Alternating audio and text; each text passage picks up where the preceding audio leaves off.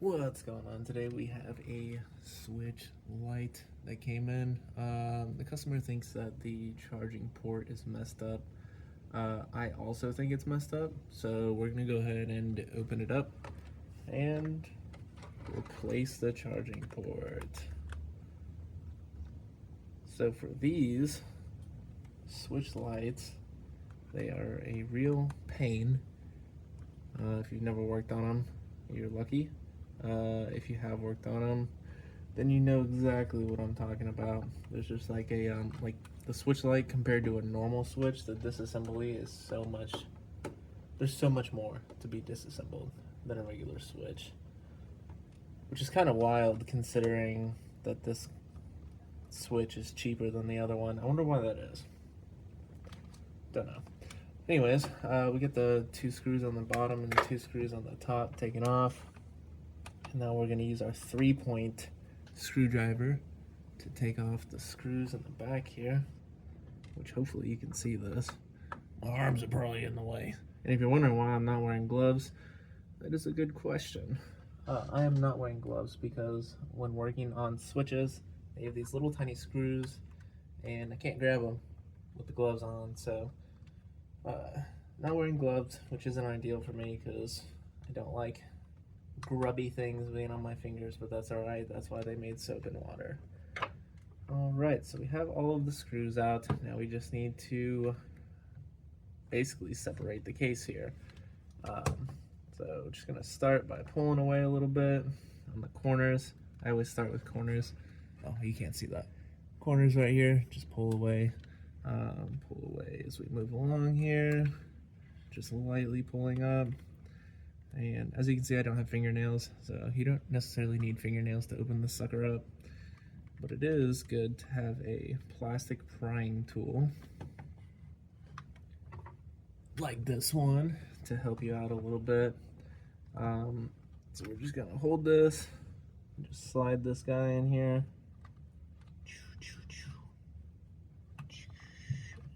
And the top part is always the part that like, oh, scratch that. The top part is the part that always gets stuck.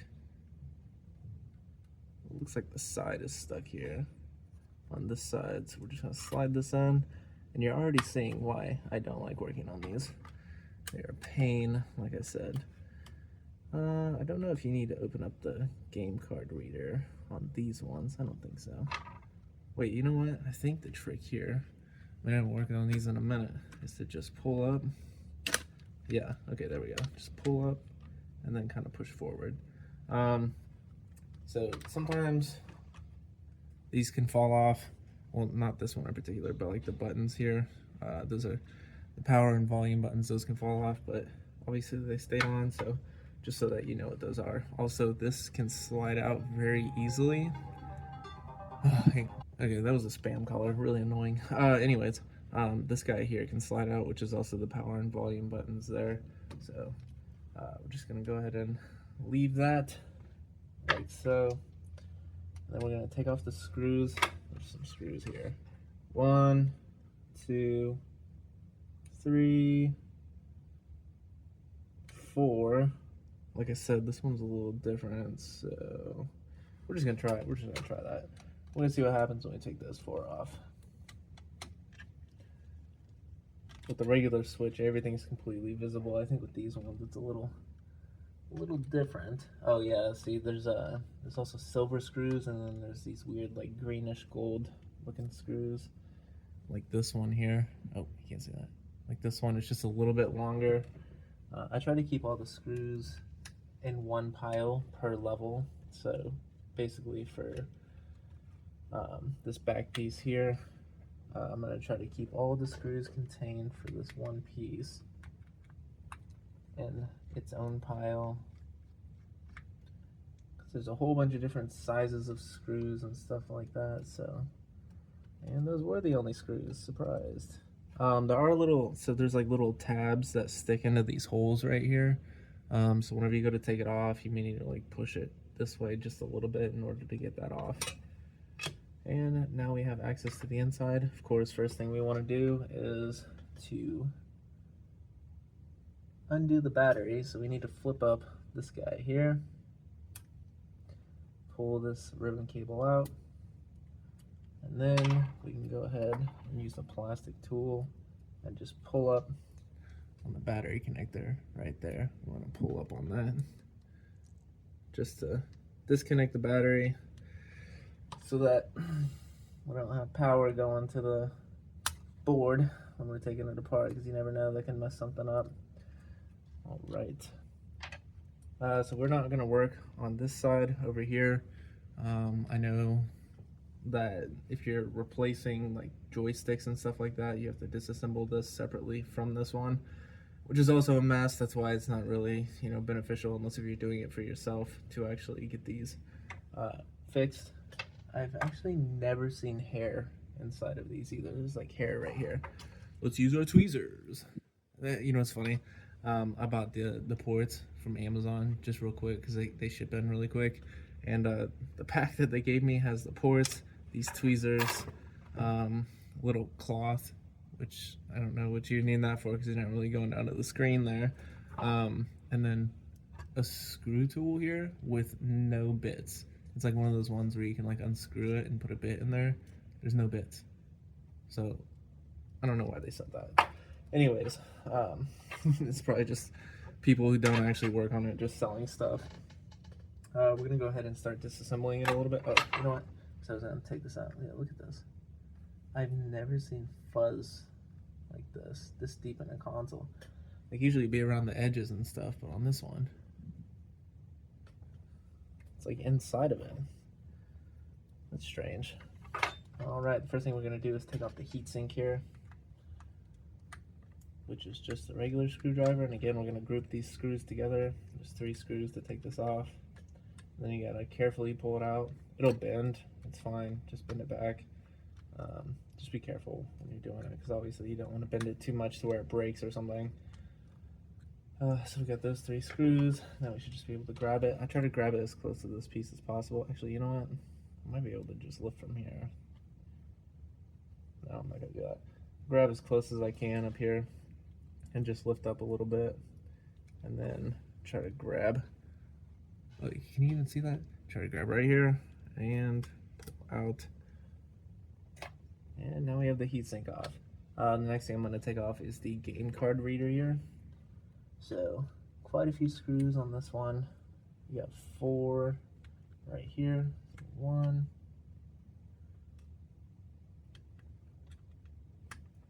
2, 3, 4. Alright, and having a magnetic screwdriver definitely helps. And then you have 1,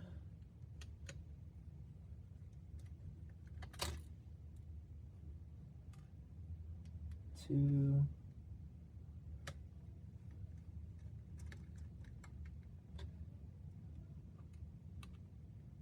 3 here. Now we're just going to lift open this gate right here, this connector. I like to call them gates. Yep, just like that. Just not Bill Gates, right? We don't like to call anything Bill Gates. And we gotta set that to the side. All right. Now, here comes the fun part. So, on the Switch Lite, there's unnecessary disassembly. In my opinion, you have to take this guy off here. So there's 2 screws there. You gotta take that off. And there's also like a ton of different sizes of screws. So as you can see, these ones are like those greenish gold color, and then you have like the silver ones here. So, and you also have to take off this little guy right here, which is the speaker. Yeah, the speaker. So you don't have to take this one, or that one. Yeah, I think you leave that one in too, but you do have to unscrew this one and this one over here. But that one's not connected to the speaker. So I'm gonna go ahead and take all those screws out, and then we'll see what's going on. Okay, so we got the screws out, which are 1, 2, 3, 4, 5, and then 6, 7, 8 right there. So now we can go ahead and start to take these apart. So this guy just pops right off here. So we're gonna set that to its side with its screws, and then we are going to take off all of these ribbons. So this one, this one, this one, this one, and then we're going to take off these two wires here. And I think that should be it for taking those off. But it's the same thing with these ones, you know, just carefully pop up on there, pop up on here. Sometimes on these big ones, you gotta pop up one side first and then the other, but that one worked out great. You do need to be very careful with these connectors though, because people break these all the time. So we're just gonna pop that up, and then pop this one up, and then we'll just take those off. I'm gonna use tweezers to do that, so just one, two, and then we'll just slide this one out carefully, and then we'll do the same thing with these ones. So I'm just gonna slide under here and just carefully pull out each side, and that one comes out. Same thing here, just gonna slide this under here, carefully pull that out, and you can even see that. Just gonna slide this on out here too, and that should be it. So now we should be able to take this out. We do need to be careful with this spring right here. Actually, you know what? I'm gonna go ahead and take this out. There's a spring in here, and if this button pops out, this spring's gonna go flying. There's like 100% chance that that's gonna happen. So, well, with me disassembling this, not with you necessarily. But anyways, you can go ahead and pull the board forward like this, and this piece should just come right off here, kind of with the board. It's not gonna come all the way off, so what we're gonna need to do is slide it out. Oh, I forgot to disconnect it though. Let's disconnect this guy right here.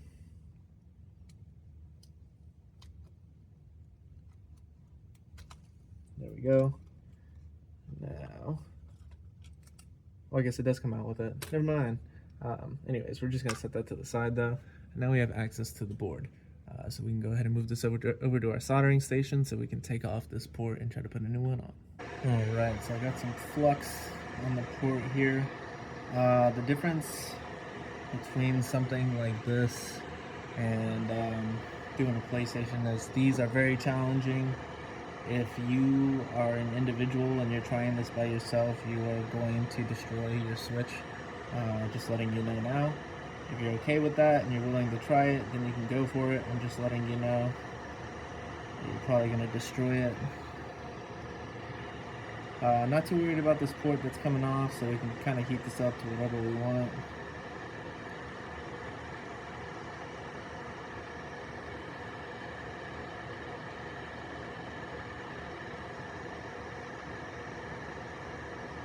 Looks like we have one more foothold here that needs to get loosened up a little bit. We should be able to take it off.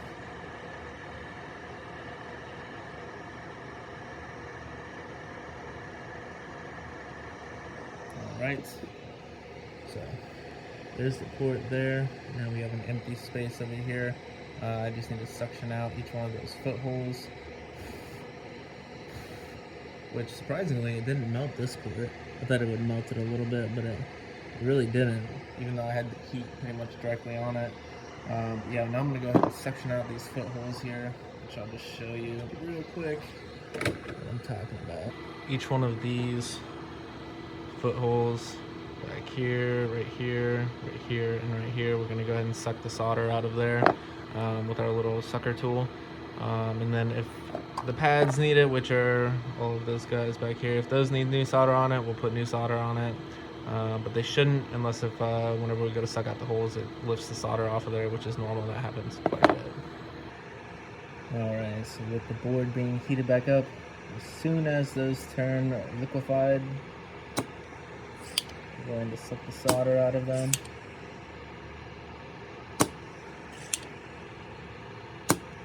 With these switches, the less amount of time you have heat on them, the better.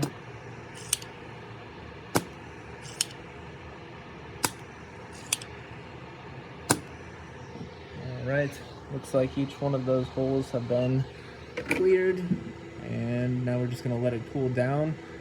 Each one of the pads looks like they're untouched, so that's good. I'm gonna let it cool down a little bit, and then we'll put the new port on there and get it soldered down.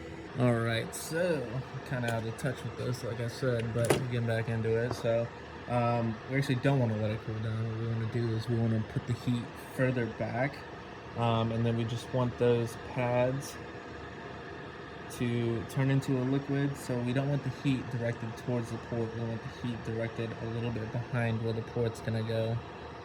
And we want those pads on the board to liquefy like they are now, and then we're just gonna drop the port in. And we're just gonna move it around a hair.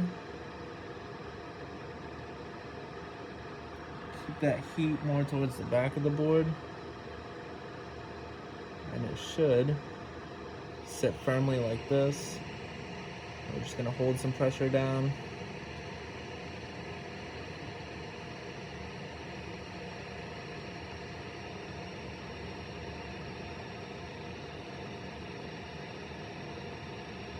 And once that solder begins to solidify, we can release the pressure. It should be good.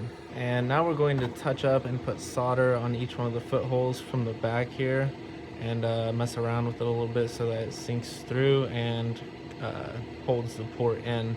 So right here, right here, right here, and right here, we're gonna have to use our soldering iron and put solder in there and move it around until it goes through those holes and holds the port securely.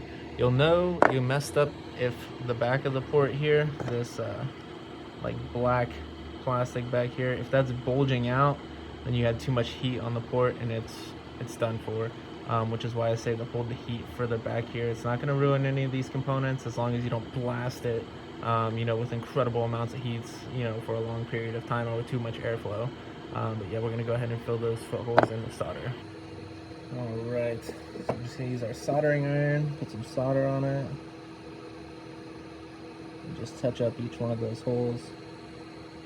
And I also put some flux on it too, just so that the solder sinks down a little bit easier and connects the port how we want it to.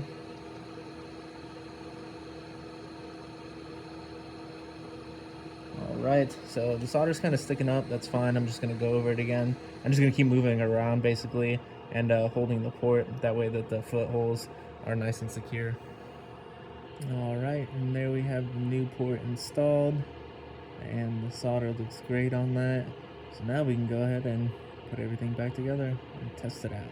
Alright, well the good thing was we didn't use an immense amount of heat, so the board cooled down fairly quick. We just need to slide this guy on here before we go to slide it in here. It'll just make our lives a little bit easier. We kind of just want to angle it, and I would say place it from, you know, the bottom like this down as you go up. Just make sure that all of the ribbons and wires and stuff are pulled out, so don't lay it down until you have all of these pulled out to where they need to be. Remember, you have the ribbon here, here, here, and over here. This one would probably be like the last one that you could do, because it's not too hard to get this one out. These ones you do need to be careful when pulling them out and when plugging them in, because if you plug these ones in wrong, what it'll do is it'll bend the pins on the connector here, and you're gonna be screwed, because then you have to replace the connector, and that's just a whole mess. Connectors are, in my opinion, not even worth it at that point. So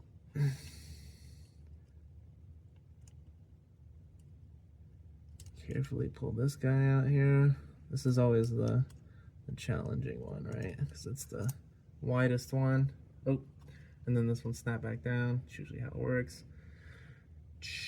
The good thing is ribbon cables are flexible, so. Oh, that one went back in. Yeah, see, this is why I said do this one last. It's a little bit easier. Can you guys even see that? Okay, you can. A little bit easier. Well, I say that and then I can't do it. There we go. All right, so now we have all of them out. Now we just need to put them all back in. Okay, well, I forgot to press record and plugging those in, so I do apologize. It's fairly simple to get those in. Well, I say that right now that it's not recorded. But the bigger ones here, in order so you don't mess those up, I'm not going to take it out and show you again because it's way too easy to mess it up. Basically, what you want to do is you want the front of the ribbon cable to kind of point down. So what you would do is you kind of like push back on it, you know, to where it kind of like folds just a hair, so that when you let go of it, it like points down and like touches the board. Same thing with this one. This one is more so just making sure that it's aligned. This one, if it goes in sideways, which happens a lot, then that means that you probably didn't push down on it right. So basically just push down on it to where instead of it just being normal curved like this, it's actually like this, so that when you go to slide it in, it slides in like that. You see what I'm saying? But yeah, other than that, we just need to plug in this connector here, and then we can go ahead and start screwing the board back in.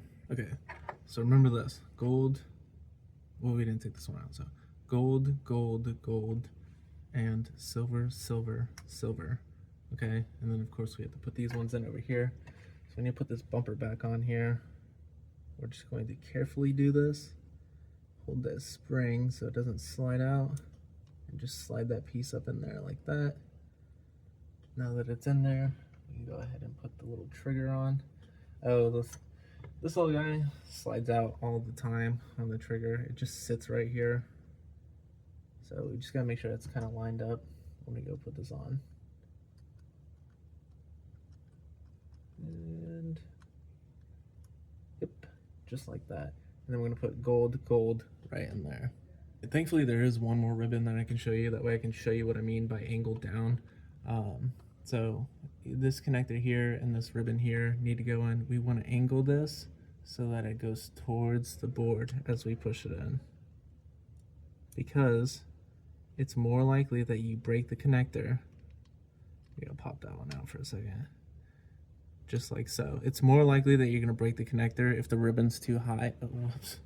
Did I even show that? Dang it. All right, I'll just show it again because I don't know if that was in the camera frame. And as you can see, I don't edit my videos either. So there you go. Just like that. Okay. If that ribbon is too high versus being towards the board, that's when it damages them, because it pulls the pins off the top and completely makes them mumbo jumbo garbage. So we're going to put all the screws back in here. All right, now that we have all those 7 screws in there, we can go ahead and put the heatsink back on and screw in these 3 screws.